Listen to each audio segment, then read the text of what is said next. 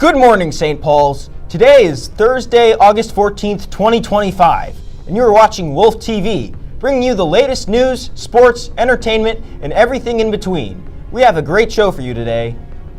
Here are the announcements for today. The student invites you to the back-to-school dances on Friday. The 8th grade social begins at 6:30 in the Briggs Assembly Center, followed by the 8th and 9th grade dance from 7 to 9 p.m. The 10th, 11th, and 12th grade dance will be held in the SSA gym from 7 to 9 p.m.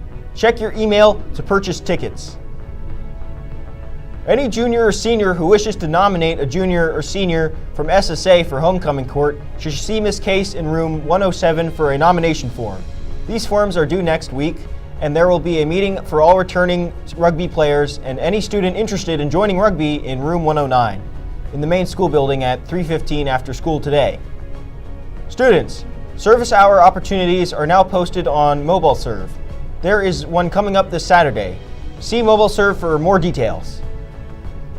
Calling all altar servers. If you are an altar server at your home parish or you are interested in being an altar server at our school masses, see Mr. Ramon in the Briggs Assembly Center today during the second half of lunch. Now let's look at today's news. In a dramatic escalation of the war of drugs, President Trump has directed the Pentagon to prepare military options against Latin American drug cartels after they were recently named as a foreign terrorist organization.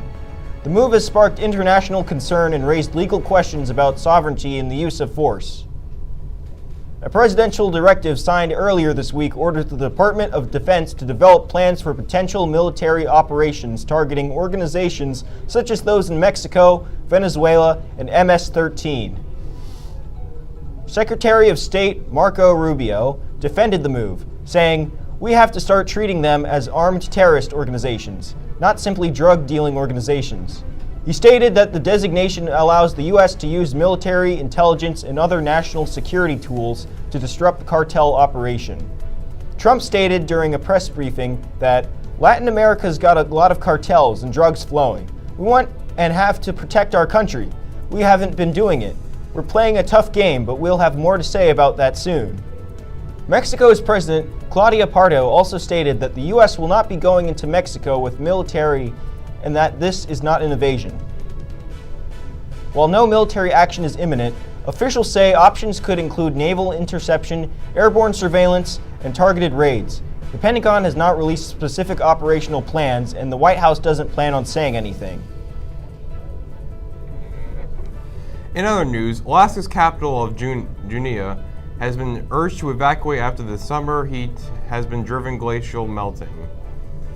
This has threatened to inundate the area with a glacial flood. Authorities have said the water levels in Meadow River, which is known for glacial outburst floods, was expected to crest around 8 a.m. Alaska time on August 13, 2025. The Meadow Valley is where a majority of Juneau's 32,000 full-time residents live. Governor Mike Dunleavy issued a preemptive disaster declaration yesterday, citing the devastation caused by glacial outbursts in 2023 and 2024. The latest update.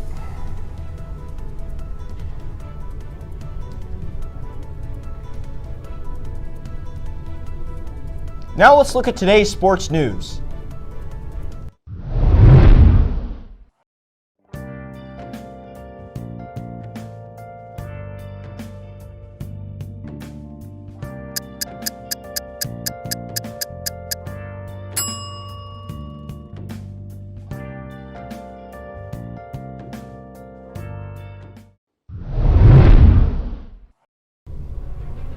The MLB postseason schedule has been released, and with that, the Dodgers remain the favorite to win the World Series at 250 plus, according to ESPN Bet. The Dodgers currently sit at 68-52. They are tied for the lead in the NL West with the San Diego Padres. In the AL, the Toronto Blue Jays head the East with a record of 70-50, followed by Boston Red Sox and New York Yankees, who sit at 66-55 and 64-56.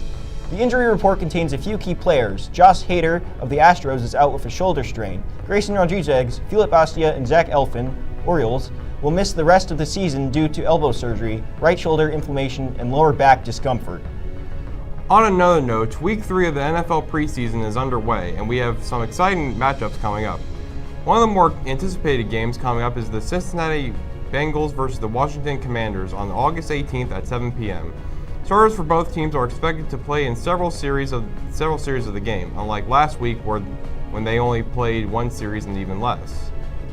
Speaking of starters, Terry McLaurin, wide receiver for the Washington Commanders, is currently having a conflict with his team over a contract extension.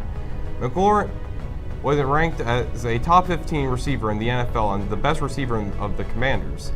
McLaurin's stats were an impressive 82 receptions with 1,000 yards and 13 receiving touchdowns. The Commanders are hesitant to give him the contract extension mainly because of a possible decline of his productive due to his age.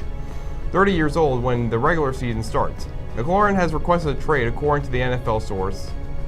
As of right now, it is a waiting game to see what will happen to McLaurin and the Commanders. Will he get traded or will he get his contract extended? We will keep you updated on the subject as it continues. Now it's time for History Today.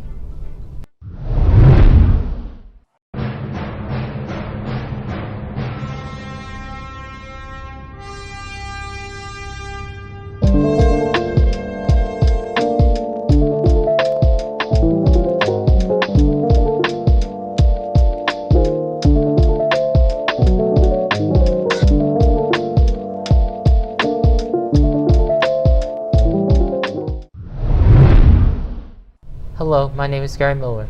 The newest Disney movie is the remake of Freaky Friday starring Lindsay Lohan and Jamie Lee Curtis from 2003, and the new one is called Freakier Friday, is also starring Lindsay Lohan and Jamie Lee Curtis. The new movie takes place 20 years later than the first one. This movie was released on August 8, 2025. Next on Disney's list are the movies Zootopia 2, coming out on November 26, 2025, and Toy Story 5 coming out on June 19, 2026.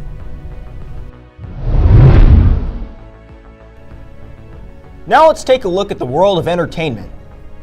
Fantastic Four: The First Steps came out 2 weeks ago and is already crushing at the box office, earning over $400 million. According to Rotten Tomatoes, the audience received the movie with a popcorn meter of 91%, in addition to critics reviewing the movie with 86%.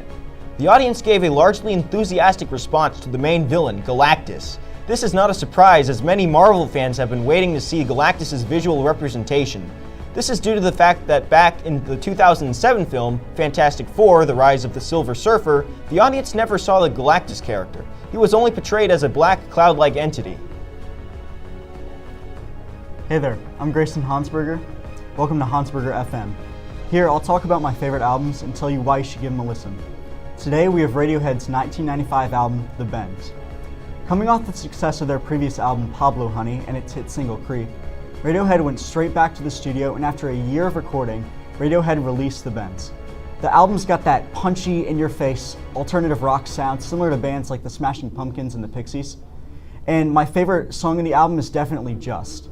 I think it's a perfect encapsulation of the frustration and sadness you feel when you watch someone self-sabotage. My Iron Lung is another standout track with its slow start that ramps up with high-octane guitar riffs. I also have to mention High and Dry and Fake Plastic Trees, two emotional ballads that'll leave you feeling empty in the best way possible. In all, I'd give the album an 8 out of 10 and personally recommend it to any rock fans.